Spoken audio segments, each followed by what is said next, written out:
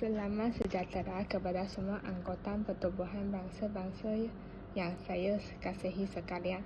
Nama saya Leong Kering. Saya berbesar hati kerana dapat mewakili Malaysia bagi mesyuarat pada kali ini. Topik ucapan pada hari ini ialah masalah pencemaran alam sekitar di seluruh dunia. Pencemaran alam terdiri daripada pencemaran udara, pencemaran bunyi dan pencemaran terma. Pencemaran udara terjadi apabila terdapat peningkatan bahan pencemar seperti gas, asap, debu dan habuk di dalam atmosfera sehingga menjejaskan kesihatan dan kehidupan manusia, haiwan serta tumbuhan.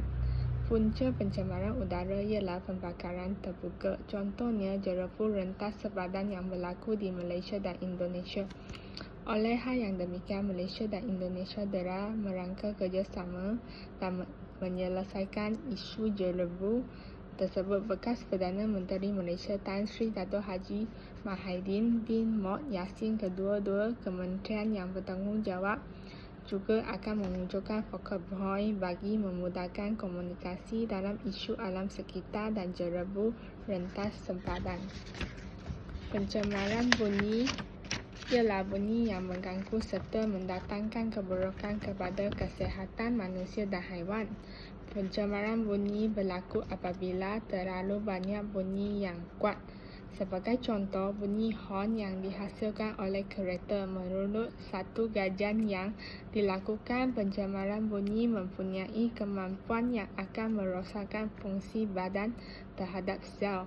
Hal ini akan menyebabkan masalah kesihatan berkaitan tekanan seperti tekanan darah tinggi dan kemurangan. Isu ini dihentikan seketika angkara wabak COVID-19. Pencemaran terma merujuk kepada kemerosotan kualiti air akibat penyingkiran haba yang berlebihan ke dalam air disebabkan oleh proses yang mengubah suhu air.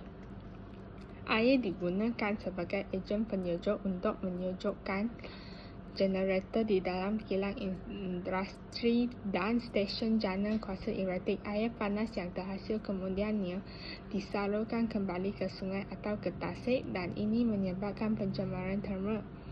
Peningkatan suhu air sungai tidak sesuai dijadikan sebagai habitat akuatik. Apabila suhu air meningkat, kandungan oksigen terlalu di dalam air berkurang dan menyukarkan kemandirian hidupan akuatik. Pencemaran terma akan mengganggu dan membahayakan kehidupan organisma dan alam sekitar. Peningkatan suhu air akan mengganggu proses biokimia di dalam organisasi akuatik. Contohnya, peningkatan suhu air secara mendadak akan menyebabkan kematian hidupan akuatik. Langkah mengurangkan alam sekitar di dunia ialah setiap negara haruslah melaksanakan konsep 5R. Contohnya, rating, repair, reuse, reduce, recycle. Langkah seterusnya, setiap negara haruslah mengadakan kempen kesedaran. Hal ini dapat meningkatkan kesedaran rakyat negara supaya menghargai alam sekitar. Oleh hal yang demikian, pencemaran alam sekitar di dunia dapat dikurangkan. Lebih-lebih lagi, rakyat setiap negara harus menggunakan pengangkutan besar alam.